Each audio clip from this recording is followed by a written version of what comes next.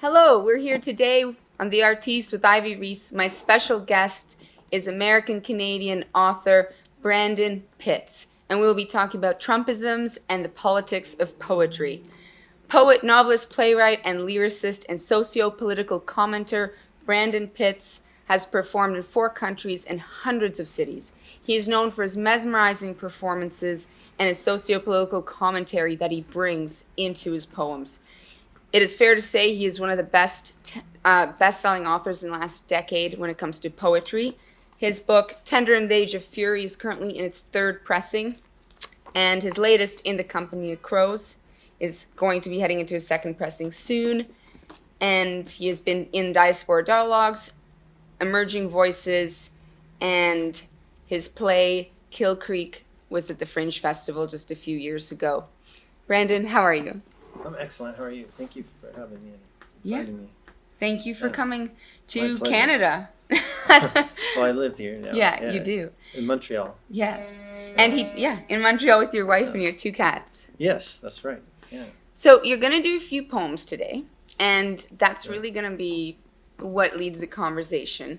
Your collection, The Company of Crows, is quite prophetic with the current political situation in the States right now. It was my poetic journal of I moved from Toronto to the United States for a little while. Yeah. And so I wanted to capture that moment between the shooting in Orlando and the inauguration of Trump. And that's sort of I wanted to just capture that moment so people could experience it viscerally after we're all dead or what have you. And we're going to dive right into your artistic approach, which I think a lot of people will be interested in. I know you're very known on the GTA scene, even though you left and came back. But first, you're going to do a poem called Christ as CEO, and then we're going to play a clip. But let's do Christ as CEO, and that will speak for itself. You like picking the controversial ones. Yes, okay, I did choose the poems. Yeah, well, this poem, I just want to, say that it was all either some of it's direct quotes from like Sean Hannity or whatnot, or a lot of it's paraphrased, but it's all things that I'd heard. And I wanted to capture that moment, the dark side of 2016 during the election. So here it is. Christ, I just want to read one thing. I don't have this part memorized, but on the Republican GOP.com on Christmas Day, December 25th, 2016, as Trump is elected but has not been inaugurated yet, they announced, Merry Christmas to all. Over 2 millennia ago, a new hope was born into the world, a savior who would offer the promise of salvation to all mankind. Just as 3 wise men did on that night, this Christmas heralds a time to celebrate the good news of a new king. This is Christ as CEO. Sunlight shines through the preacher house door. Blue skies, wheat blowing, making a cool and pastoral America. These wooden pews will be filled soon, even on a Monday night. Kids just love that extreme youth pastor. Sally's a believer, says her prayers each night, sometimes the morning too. Proud of a son that serves and a husband who earns half pay since the factory closed. That's okay. He's still head of household. He's got a job working at Walmart, helping folks live better. But times are scary. There's violence on the news. Muslims, Mexicans, blacks, and an athlete who won't stand for the flag. Says Black Lives Matter. Feels more like white genocide to her.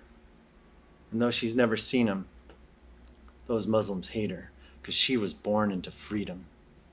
They say there's a war on her faith, but she's a prayer warrior, and she won't let those thugs, Muslims, or liberals take her white Christian America away. Because in those days, John the banker came preaching in the money hall, saying, "Repent, for the kingdom is near." John wore a camel hair suit and a money belt with a gold buckle. His food was caviar and wild honey. Folks came out to him from Wall Street, Silicon Valley, confessing their sins. They were baptized by him in the river's commerce.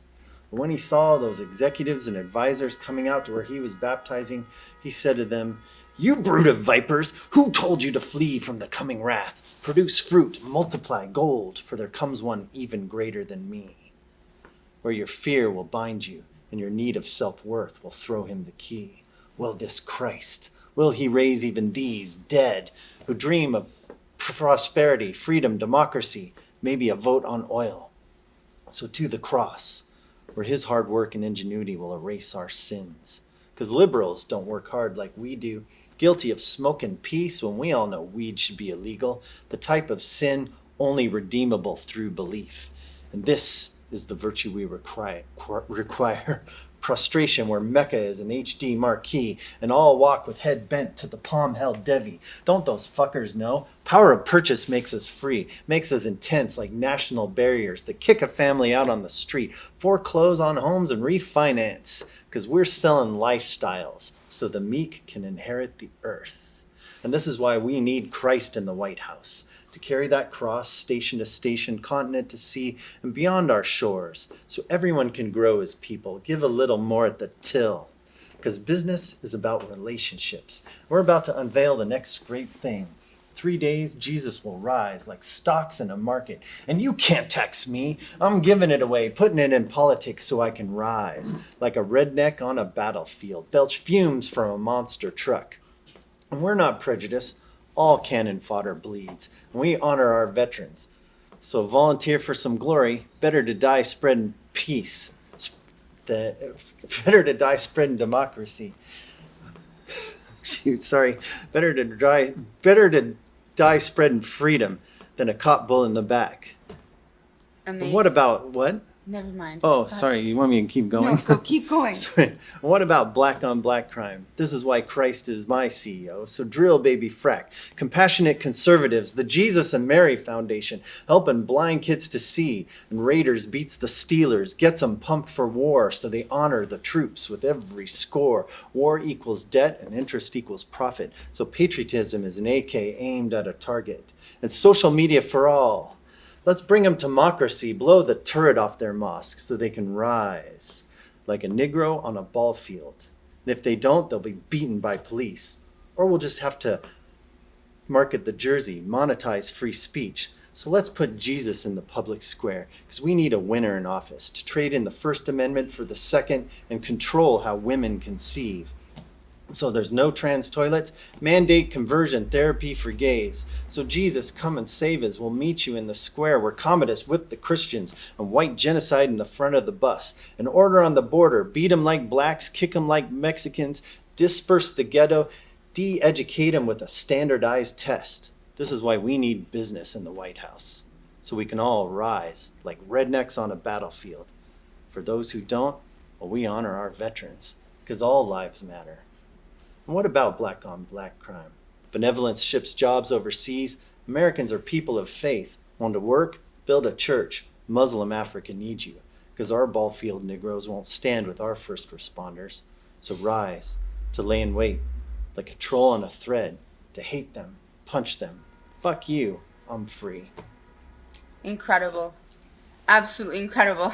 I mean, it just, even here, I'm sure the viewers can see, you blend into, you can recite the poems in a way that's almost conversational, yet it's poetic.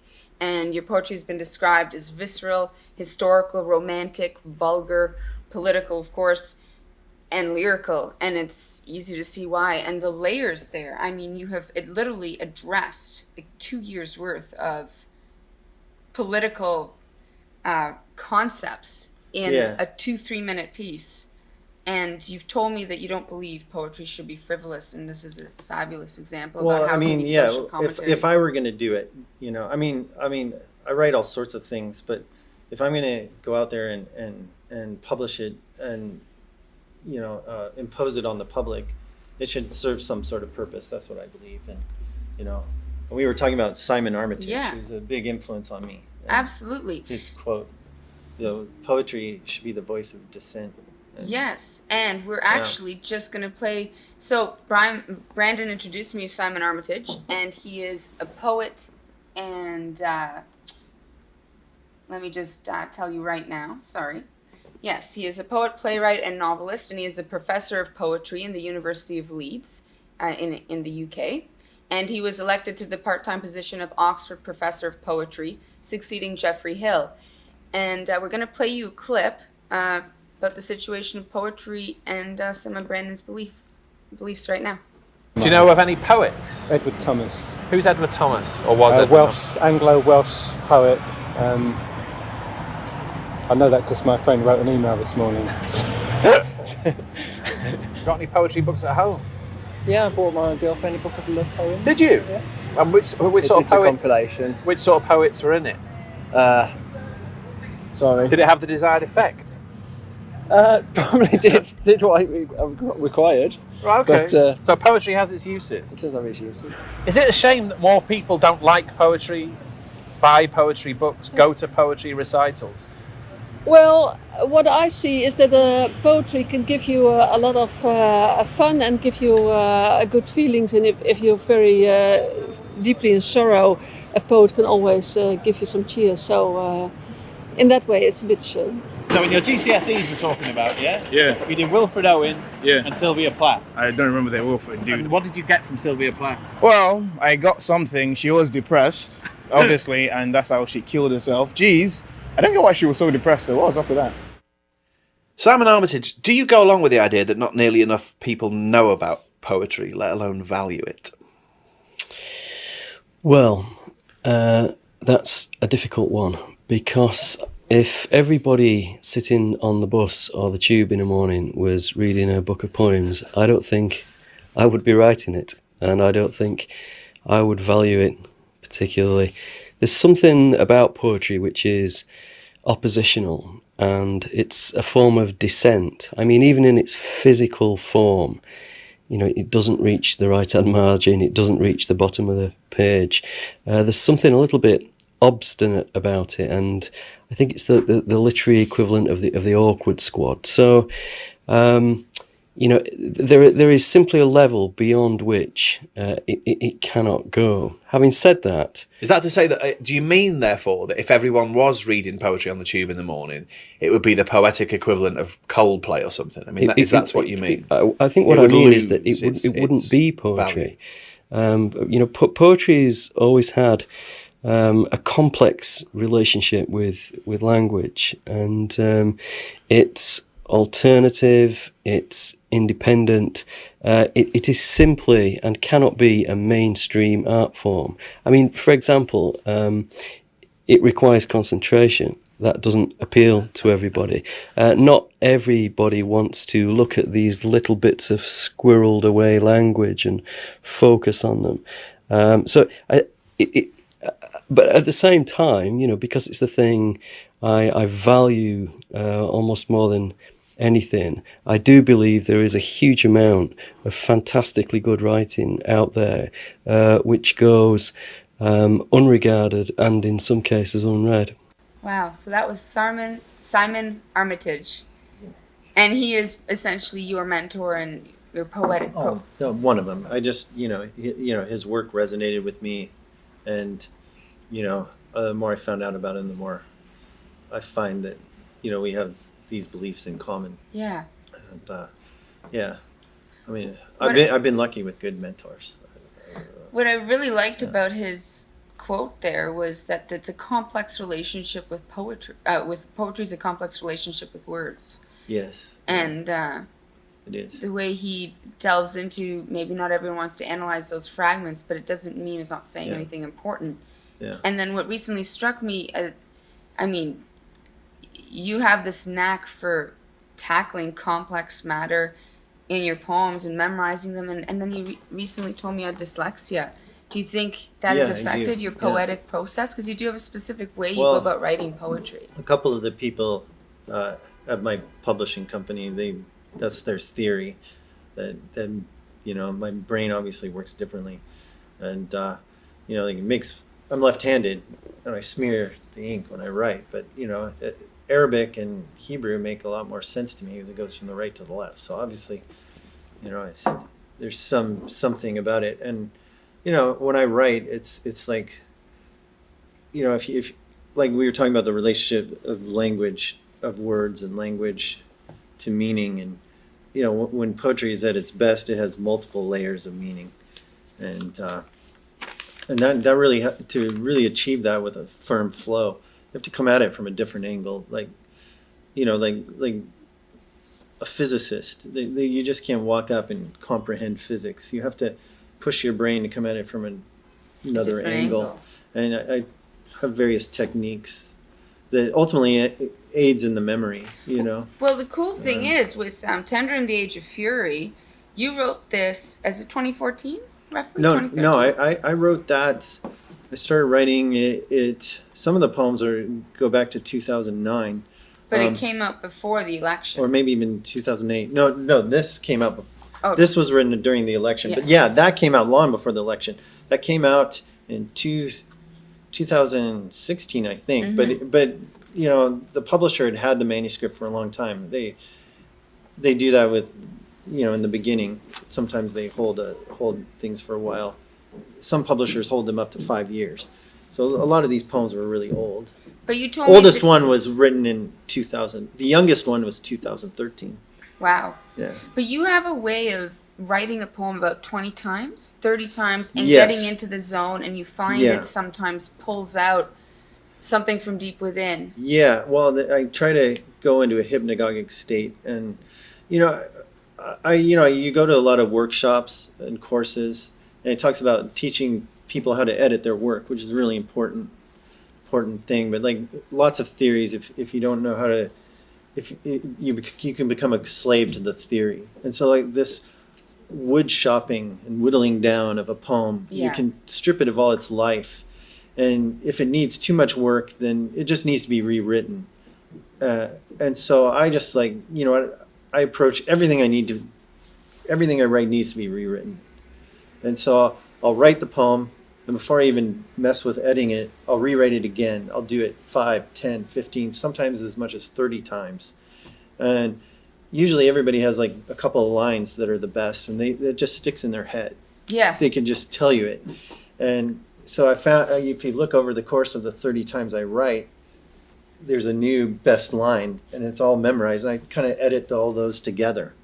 And so by the time then I edit it, kind of maybe slightly wood shop it at that point, and then it's just kind of stuck in my head at that point. And it's easy to remember. And so like that poem, I mean, I screwed it up, but Yeah. I hadn't recited that poem in a year. Yeah. So that's why I screwed it up. But yeah. Well, you say your genre, like there's the confessional poetry genre, but you're more into the art form forward. Yeah. And tell us a bit about that. Well, 'Cause that I mean, doesn't- there's nothing wrong with confessional poetry, but I fell in with this literary movement, kind of a group of people here in Toronto, and for a while they were calling us the poetry the rock stars of the Toronto poetry scene or something, and then it started to become a little too organized, and it was called Gaddis, the Gaddis movement, and that was a very sort of. There was one character among us, Madison Shadwell, and he kind of dropped in and out of things, but he was a big influence on me. He was so anti-confessional poetry. Every time I'd read a poem, I'm going to read this poem about my mom. I don't want to hear it, kind of thing. And so that just sort of, I saw what he said. It's funny because there's so much confessional poetry out there. Once I got away from it, I started to develop my own voice. Then things started to work. Just like your previous guest, Dave Silverberg. You seemed surprised that speculative poetry and science fiction poetry would prove to be the thing. Well, that's something new. People want something new. And that's advice to all the kids out there. Nice. Is, find your own thing, and it'll find its own path. It may be a harder path, but it'll find it. Absolutely. So it didn't surprise me that Yeah. he was having success with that. No, but I yeah. mean, I feel like moving away from the confessional poetry kind of led you to talk about more important socioeconomical topics. Yeah. And leads us back to. I try to be like a painter and paint what I see. Yeah. I don't. That's unfortunate sometimes, but. Well, one yeah. great quote you said is that you'd rather create a few gems and nothing more, if Yes. that's what it came down Yeah. to. And that's what Yeah. you focus on, whereas Yeah. some poets do write a lot of works and Yeah. don't take it beyond that. Yeah. Well, I have agreement with my wife that if I start to produce something that's not on the same level, I'm not allowed to put it out. She's done it. She's pulled that weight on me. So yeah. Well, she's doing a good job. She is, yeah. Well, back to the political side of things. You have poem "Black on Black," right?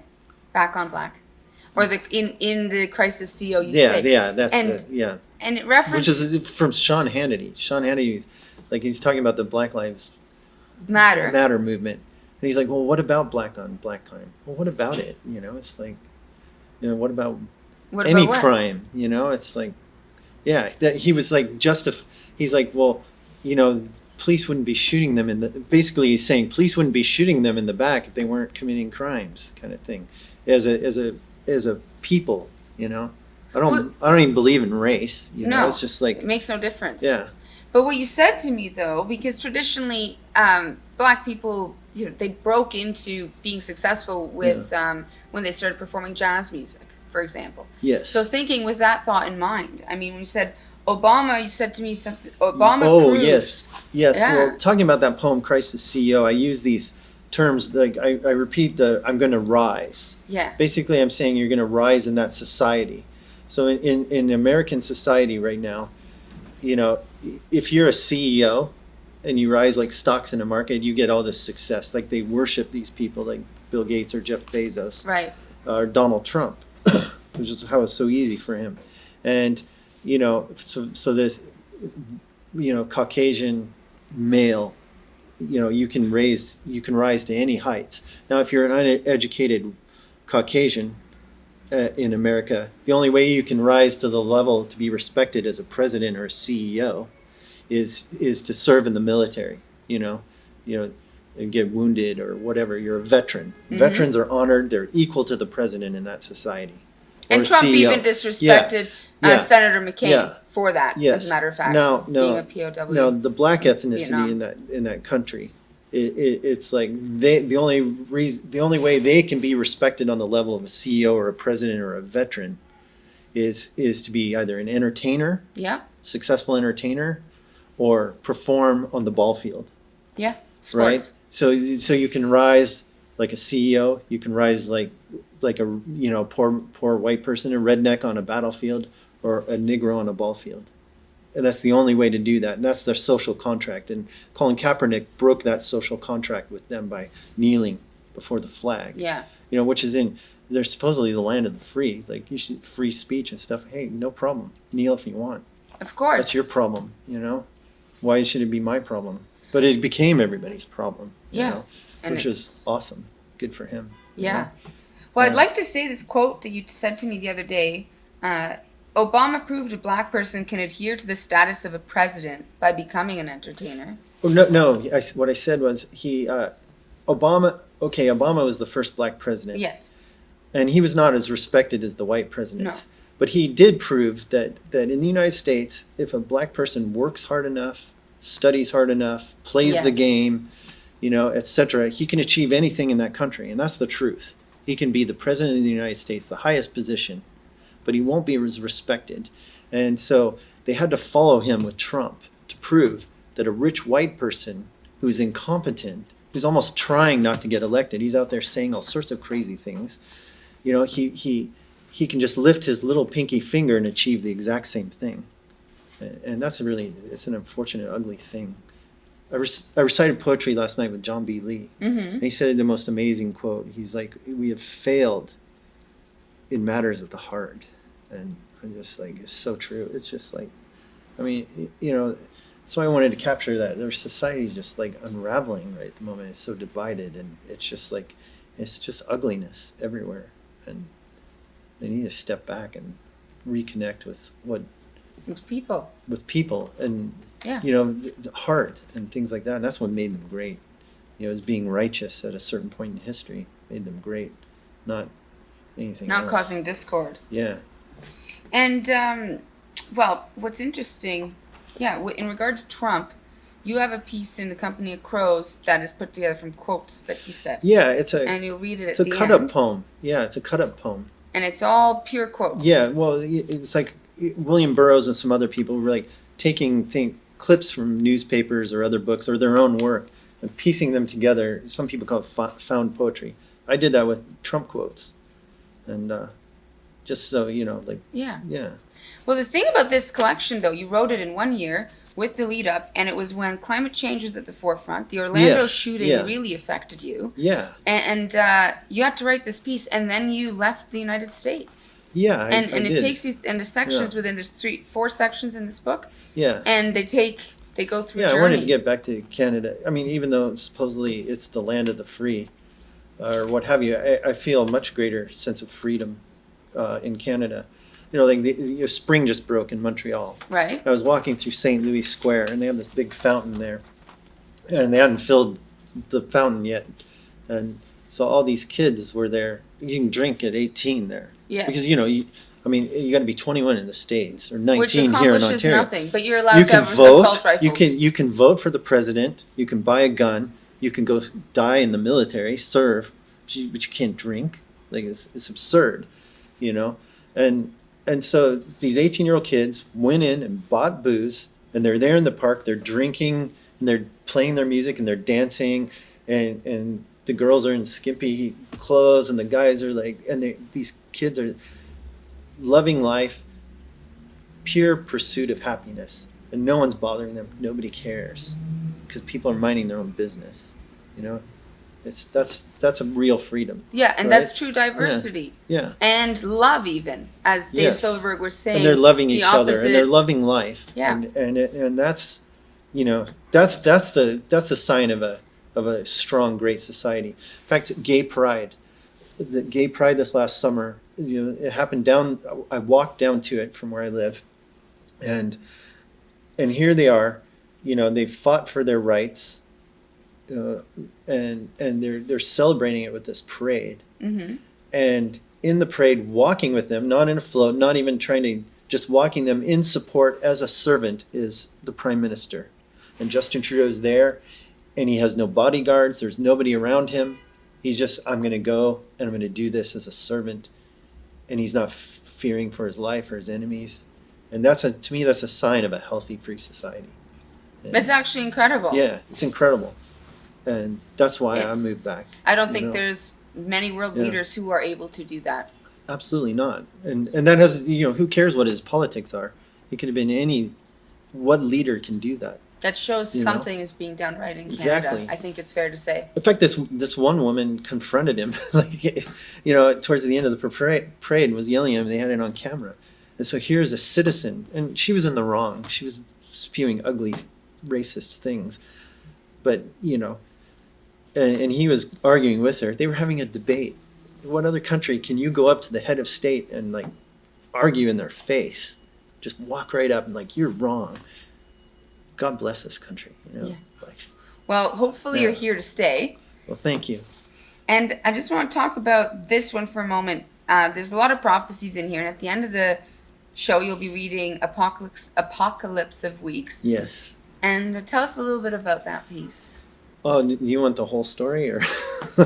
Okay, it was written. What do you think is the, all right. the Okay, gems I of wrote the best this. of the best? Okay, I wrote this poem in 2012 after going as somebody who wanted to unbelieve. Because it I almost didn't want to predicts believe. Trump, right? Yes, I went and I saw a piece of the cross, the Holy Rood, and it was weird. It was like feeling like, you can think I'm fanciful, but there was a weird pelting of energy around it, and the woman in front of me collapsed, and so I had to go back the next day, and I went with Nick Beat, and it was a totally different vibe. Instead of this loving vibe, everybody had a hateful vibe, and it was really bizarre in the church, and young people wouldn't get up from the pews and let the elderly people were collapsing on the floor. The priest is screaming, everyone's going to go to hell if you miss one day in confession in 30 years. And Nick's like getting upset, and this old lady's crying, and this lady's trying to help her up, and she's like, pulls out a loonie. I'll give anybody $1 who goes and tells the priest to shut up. Nick took the $1 and walked up, and he's like, excuse me. You know, and the priest stops, and he's like, elderly people are collapsing. Can you, like, ask young people to move from the pews, or maybe even cut your sermon short? And he's like, you, sir, are out of line. He's like, no, sir, you are out of line.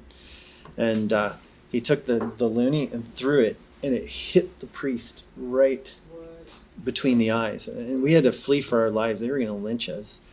And so then I later I while making love, the poem was imprinted in my head like instantly, and it was like, and everything in the poem has come to pass since 2012. Like the poem is about this billionaire who takes control of the U.S. government through social media, and he purses his lips. Like Trump purses his lips, and it's totally predicted Trump, and his followers are flat earthers and Holocaust deniers and things like that. So it's like a crazy poem that way. Incredible. Yeah. The other thing I love, one of your stories, got to do a shout out to Trevor Trower. When you came, when you came to Canada, you were in the States for a number of years. And you came here for 10. You went back. No, but this is like I'd been living there 8 years or so. Or I don't know how long I'd been. Yeah, this is about 10 years ago. But you'd heard. It's about 10 years ago. And was it the moment you decided to become a professional poet? Yes. What happened? Because I always wrote poetry, but my focus was fiction. And anyway, I was living downtown. And Trevor Trower's a 905 poet. Yes. And I had no idea who he was. I didn't even know his name. But word had spread that in the city of Oakville, they were having this poetry reading that was sponsored, by their art council and stuff. And everybody who was invited to read had to submit their poems ahead of time. Mm-hmm. And so he gave what poems he was going to read. And they're like, okay, you can read all your poems, but this one, you're not allowed to read that one. So they censored him. So word got out that censorship is going on in Oakville. And so somebody had the bright idea of doing a competing event that happens at the exact same time, a block away. And some local, the local Second Cup said, yeah, we'll do this. And so to get crowds of people, the word spread around Toronto, and a bunch of us got on the GO train, spent our money and our time to go to this event.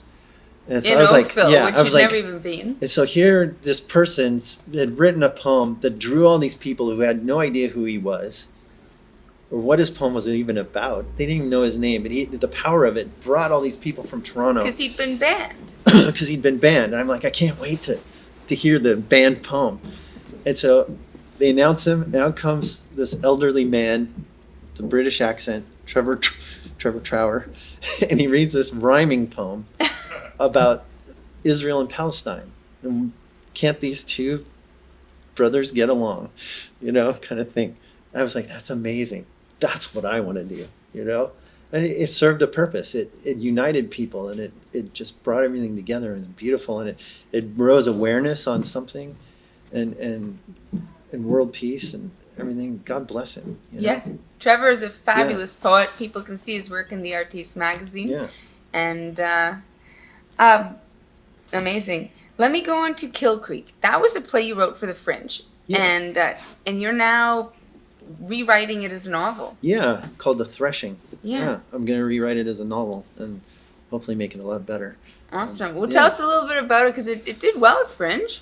Oh, it did all right, Yeah, it did okay. I think the play before it did a little better, but... Oh, you had another one at Fringe? Yeah. Which one was it?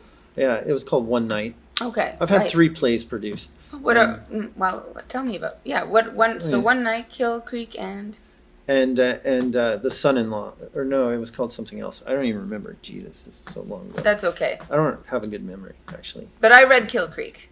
So that's all right. Yeah. Yeah. So you're rewriting it as The Threshing as a prose piece. Yes. And putting some changes in it. Yeah, and it deals with alcoholism and family dynamics and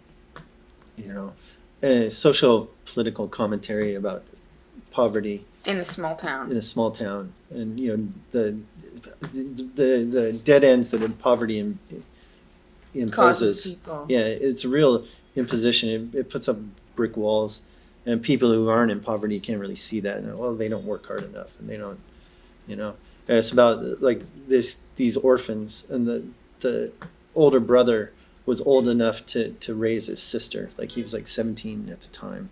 He had to work, and all his dreams are gone, and he's uneducated, and he just alcoholism, and he's taking the tax money on the house they inherited from their father and drinking it. And that's sort of what it's about. And they're getting their house repossessed. I'm looking forward to the novel. Oh, thanks. Yeah. So, you're here for a few more days visiting Ontario, Toronto. Yeah. And I know you've had a bunch of features. You were at Tom Hamilton's Poetry Salon last night. Yeah, great. Your Great highlight. lineup. I know your highlight Yeah. of Brenda Clues on Monday. The first inaugural of her new series called Minstrels and Bards. And I'd just like to say this photo is also by Brenda Clues. Yeah, she Yes. took that photo. Yeah. There you go. And and I'm reading at the Secret Handshake on Sunday, which is curated by legendary Bill Bissett.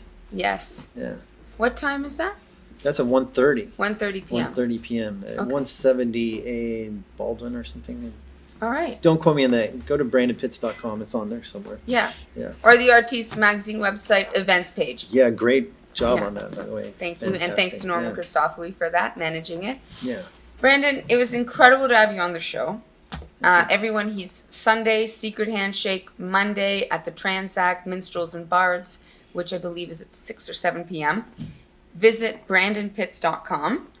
And is there anything else you'd like to say before we hear 2 of your pieces? No. And see how no, you I mean, perform, because I'm it's just happy incredible. to be here and talk this stuff. And yeah. So, and thanks for picking my most controversial pieces, some that I hadn't read in 2 years. Yes. Hadn't read Crisis CO in a year. I'm like, do I remember it? Well, I think Yeah. it's important to talk about politics, of course, because they affect our world, but Yeah. the arts is also everywhere. And Yeah. I really like bringing the two together to show Right. how every day we do experience the arts, whether it's through propaganda, images, Yeah. it's there. And things like poetry, which may not be read like by everyone, as Simon Yes. Armitage says, there are nuggets of truth in all art forms. Yeah, well, it's a challenging art form, and I really embrace that. I try to challenge my reader a lot. And I believe the success that I've had comes from that, And my father was like, son, in the early days I was getting rejected. He's like, well, maybe you need to dumb it down. And I just, okay, well, I'm going to go make it more complex. And it worked out, It's people. There's a niche. I'm called a niche writer, and there's a niche of people who just want to be challenged. And everybody else sort of avoids what I do. Reviewers and stuff, they don't want to review it. I'm not sure. I read some incredible reviews, and they're on brandonpitts.com. And also, please check out his books, Tender in the Age of Fury and In the Company of Crows. The others are out of print and sold out. This is in his third pressing. On the screen right now, you can see how to get in touch with Brandon. Find him on his website. I think his Twitter is up there as well. And you can order his books via his website and get a signed copy. Or Mosaic from Mosaic Press, Yes. or Amazon, or anywhere. They've got great distribution. Yes, Anywhere you can buy a across the book, world. you can. If they don't stock it, they can get it. So, Yeah. Reach out to Brandon or Mosaic Press if you can't get a copy. or But show he up at will- my poetry reading and buy me a beer. Yeah. Trade me a beer for one. I'll do it. Yeah. And get an autograph. Yeah, there you go. And he's always back. Keep an eye on his website because he does read poetry in Montreal, and he does come back to Toronto from time to time. And so now you're going to do Apocalypse of Weeks from Sure. Tender in the Age of Fury. I'll do a And- little bit of it. It takes Yeah. about 12 minutes to do the whole Oh, okay. thing. Yeah, I'll you do had a one section. Yeah, Yeah. I'll do a section. Okay. Can I dedicate it to Donald Trump? Yeah, for sure. For I have seen the ghastly rider, the one who was marked by a swarm of hummingbirds as he pursed his lips. His caste is uncommon. He is the patron of criminals, men who steal lives and abandon care for cash. He dismounted and slowly walked through the streets that were aligned to the astral procession of the luminaries, and stood before the great seal, its copper corrupted and green, though its strong arm bore a polished shield.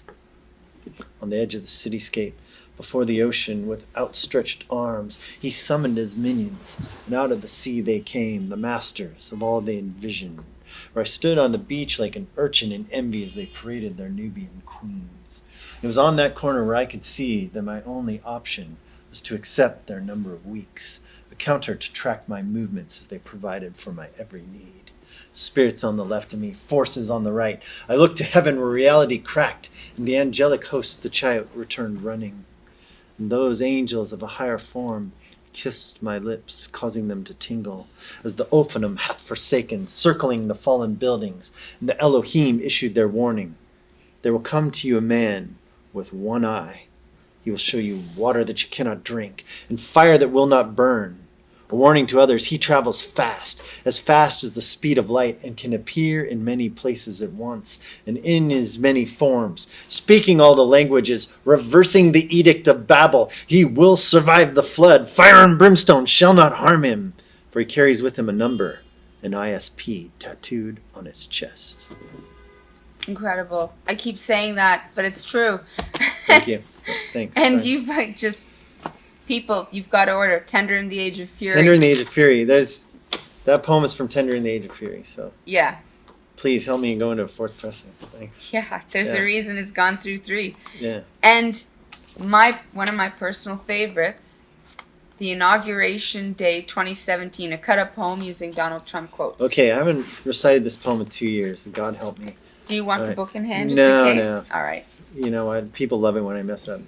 I think they wait for it. You know, And like- what's incredible about this, though, yeah. is that well, I've said this before, but I've got to say it again. It's all quotes that Donald Trump has said. And I find it interesting, too, because people do seem to have, I mean, this came out before, this came out it was written during the lead up to the election, to the Inauguration Day. But even on CNN, people will talk about his quotes, play them, and because they're so And, you know, the controversial. part of the point of the cut-up poem is to take something that somebody has said or written and to give it new meaning. and put new context. That was what I attempted to do, but I failed. There's the power of what he says can't be changed. You know, it's like that's why he got elected. I mean, you could look awful, at this, but, and you even know, if it was completely Yeah. rearranged, our viewers Yeah. will see it will give the same message. Yes. So Inauguration Day 2017. Watch what's going to happen, folks. It's not going to be pretty. This one's going to be a little bit different. It's hard to believe people aren't even talking about it, but my IQ is the highest, my Twitter more powerful, my women more beautiful. These facts aren't known because the media won't report on them. Doesn't matter what the media writes, as long as you've got a young and beautiful piece of ass. But I refuse to say this.